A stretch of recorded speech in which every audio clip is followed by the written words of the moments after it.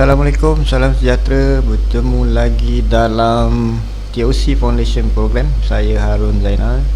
Berjumpa lagi kita dalam video yang keempat untuk bab 4. Okey, so saya sambunglah daripada video yang ketiga. Video yang sebelum ni kita dah bincangkan mengenai silinder block. Okey, so kita pun dah tahulah apa-apa komponen yang ada yang melekat dekat kita punya silinder block. So video kali ni kita akan bincangkan mengenai valve train assembly. Mana dudukan valve train ni? Valve train ni duduk dia dekat kita punya silinder head. Okey, so kita tengok dulu kita punya objektif untuk pengajaran lah. Okey, so untuk video kali ni kita punya objektif adalah untuk mengetahui ataupun kita nak identify lah komponen valve train dan juga apa dia punya function setiap komponen tu. Okey, so kita akan tengoklah dia punya karakteristik juga untuk enjin yang itu akan datang. Tapi so kita akan more fokus pada kita punya valve train komponen dan juga dia punya function, fungsi dia. Okey, so macam video yang kedua itu hari, construction of engine ni dia terbahagi kepada dua bahagian lah. Part according to its function. So kita tahu satu adalah stationary component, dia tak bergerak. Okey, dia memang tak bergerak, tapi dia biasanya yang tak bergerak, contoh macam cylinder block dia tak gerak. Tapi ada banyak benda yang bergerak yang dipasang kat dalam dia. So biasanya lah stationary component. Dan yang kedua kita ada moving component. Dan benda-benda yang bergerak ni pula dia boleh dibahagikan kepada tiga bahagian, tiga main assembly. Okey, so kita ada valve train assembly, piston assembly dengan crankshaft assembly. So apa yang kita nak bincangkan dalam video kali ni adalah mengenai valve train assembly. Okey, alright. Moving components, there are many moving components that may be found inside the engine, but it can be divided into three main assembly: valve train, piston, crankshaft. Okay, so kita tengok pada valve train assembly. So inilah kita punya valve train. So kita ada, biasanya lah kita ada dua jenis lah. Satu untuk push rod, satu untuk overhead camshaft. Apa beza dia? Satu dia pakai cam, satu lagi dia pakai rocker arm. Dan dia ada satu shaft ni yang dia akan tolak lah rocker arm ni untuk menolak valve ni ke bawah. So apa function valve train ni? Macam yang kita dah tahu masa lejang ni tu hari, video yang pertama mengenai lejang, part lejang tu. So kita ada valve exhaust dengan kita punya intake. So maknanya valve ni lah yang dia akan digerakkan oleh valve train ni. So dia untuk operate, untuk biasanya dia untuk buka, sebab tutup valve ni dia akan tutup sendiri sebab dia ada spring. So dia bukan function dia untuk membuka dan menutup. Tu salah kalau kata membuka betul, menutup tak, sebab valve ni dia akan tutup sendiri. Sebab dia ada spring tu sentiasa menolak valve ni untuk dia tutup balik. Okey, so ini adalah untuk kita punya cam ni pula, dia ada kedudukan dia juga. Dia perlu buka pada masa yang betul, sebab kalau dia buka pada masa yang tak betul, maknanya dia punya position dengan duration dia tak betul, engine performance boleh decrease. So untuk mengoptimumkan performance engine, kita kena make sure dia punya timing duration dia tu buka dia waktu bila.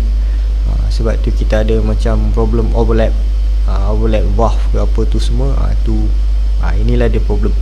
Sebab tu kalau kita tengok dalam motorsport, dia ada buat dial cam.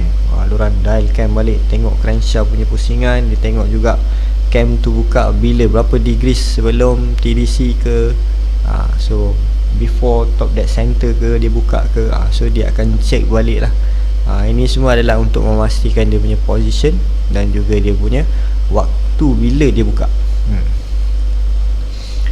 Ini video sebenarnya. Okey, nantilah tengok video tu, nanti saya akan share lah dengan anda semua mengenai link kat mana nak tengok. Tapi biasanya kalau benda video macam ni kita boleh tengok je dekat YouTube, tak ada masalah. Right, so kita ada dua valve, dikenali sebagai intake valve ataupun inlet valve, dan satu lagi adalah exhaust valve. Apa beza dia? Biasanya exhaust valve ni lebih kecil daripada intake valve. sama je. Kalau kata dia ada beza ke dari segi pembuatan dia, sama je, tak ada apa beza je. Cuma dia punya permukaan tu je. Ada juga yang besar exhaust dia, ada yang intake yang kecil, tapi kebanyakan lah intake lebih besar daripada exhaust. Okey, untuk valve ni pula, untuk pemasangan valve, so kita punya valve lock mechanism. Sebab kalau tanpa benda locking ni, so valve tu mungkin akan jatuh lah. So bila dia tolak, dia jatuh terus masuk ke dalam kita punya combustion chamber. So lagilah parah nanti piston kita pun habislah dilagakan dengan kita punya valve. So biasanya juga dikenal lagi sebagai valve keeper.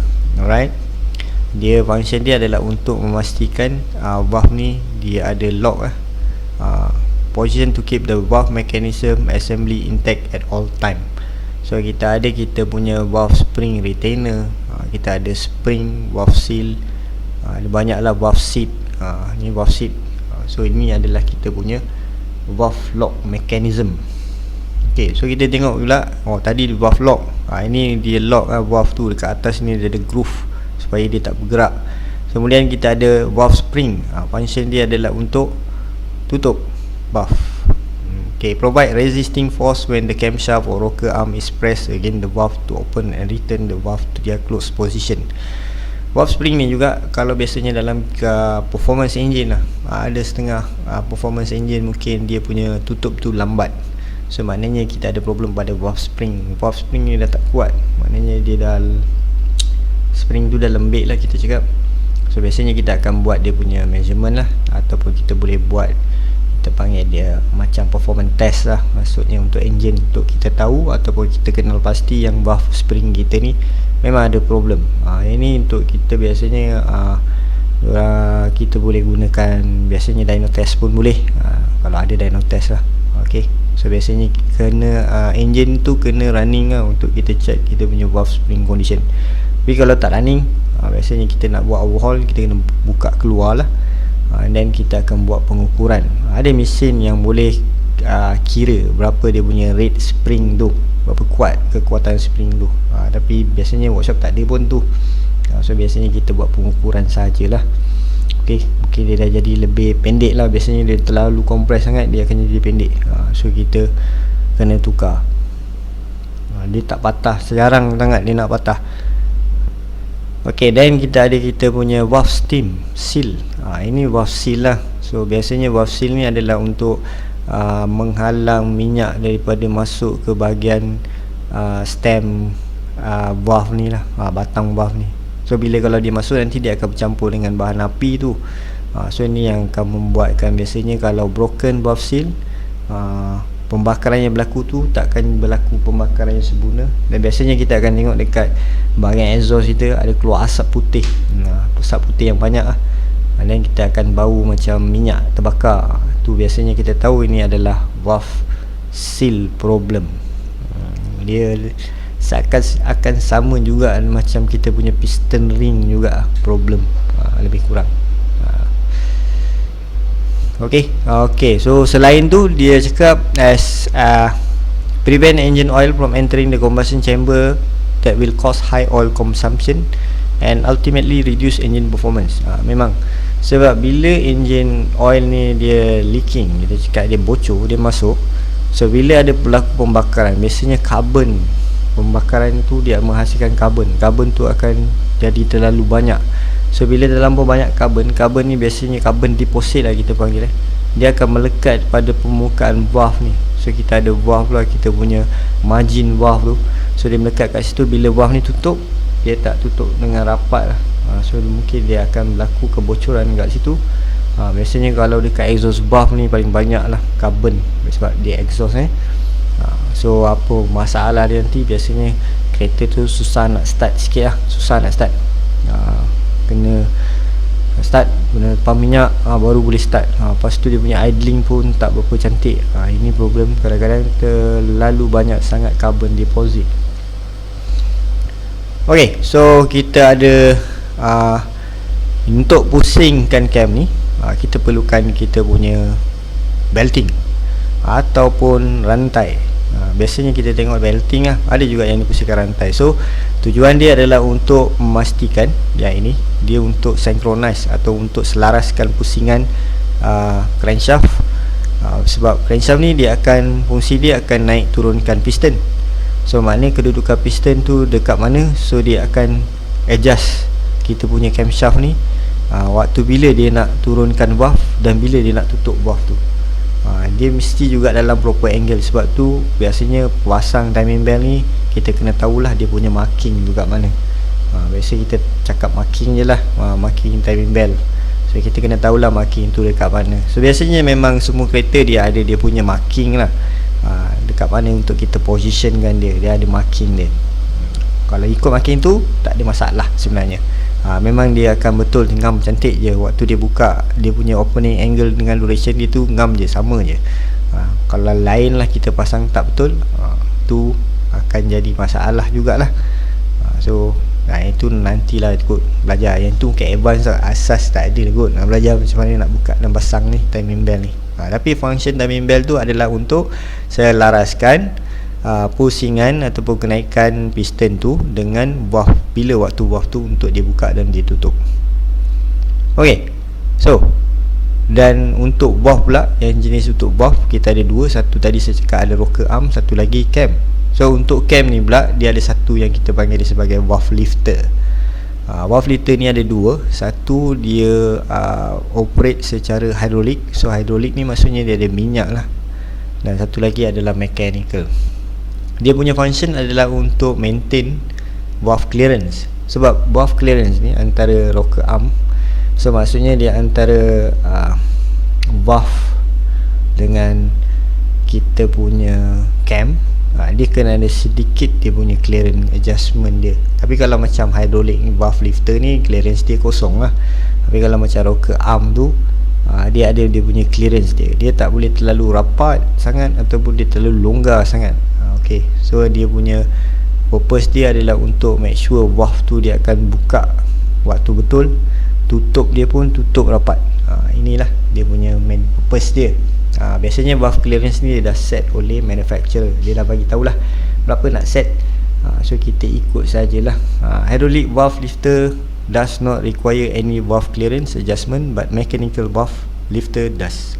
Hydraulic tak payah sebab dia ada minyak dekat dalam dia. So dia secara automatik dia minyak, bila minyak tu tekanan tinggi dia pun tolak lah. So dia akan rapat-rapat. Dia automatik, secara automatik lebih kurang lah. Bukan automatik tapi dia mengikut pressure minyak tu.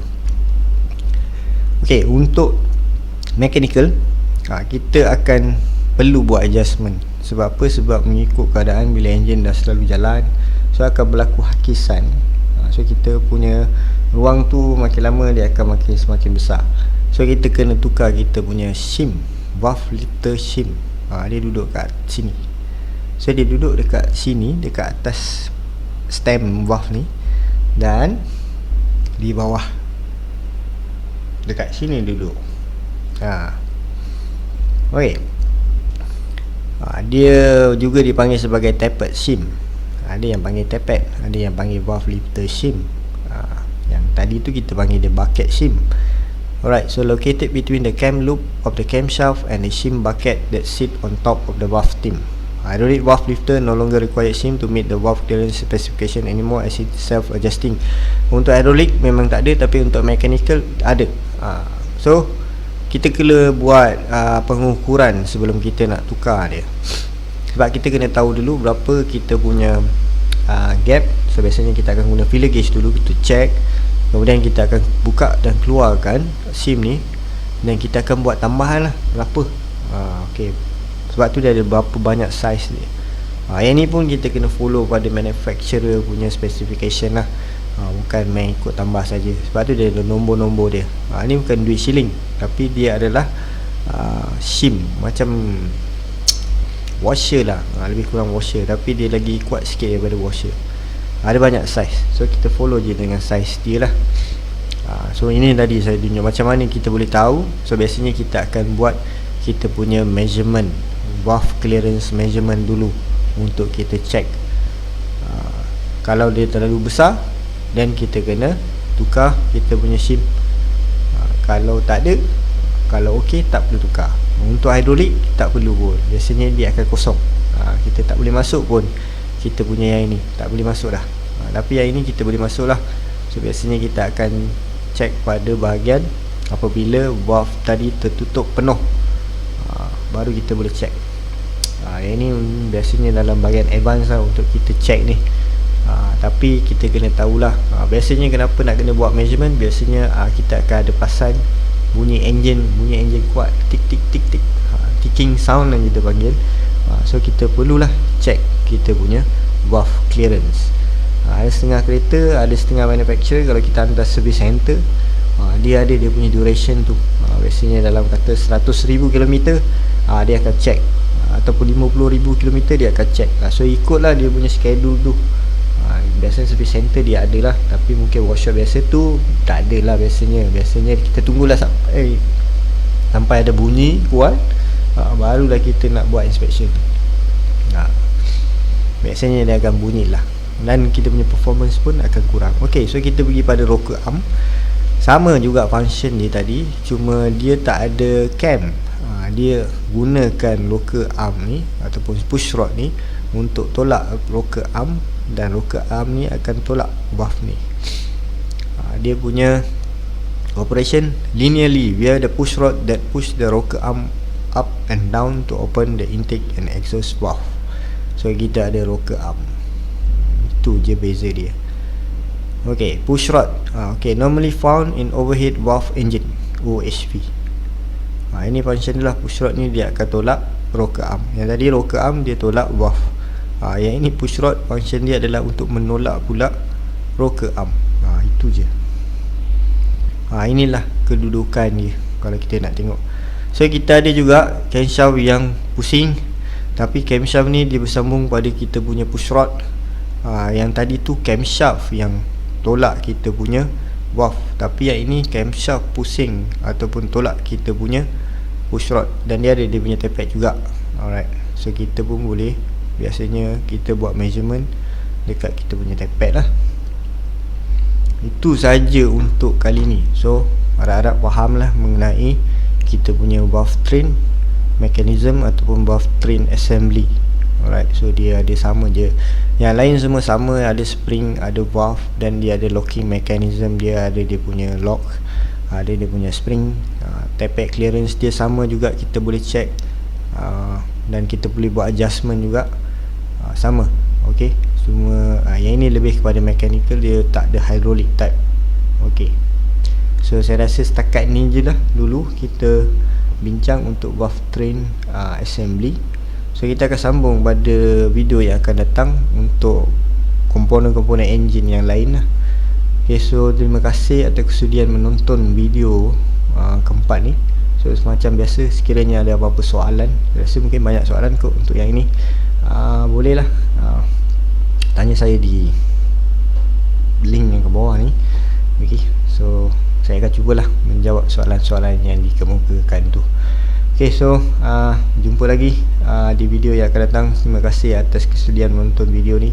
Saya ucapkan Assalamualaikum, selamat sejahtera, dan jumpa lagi.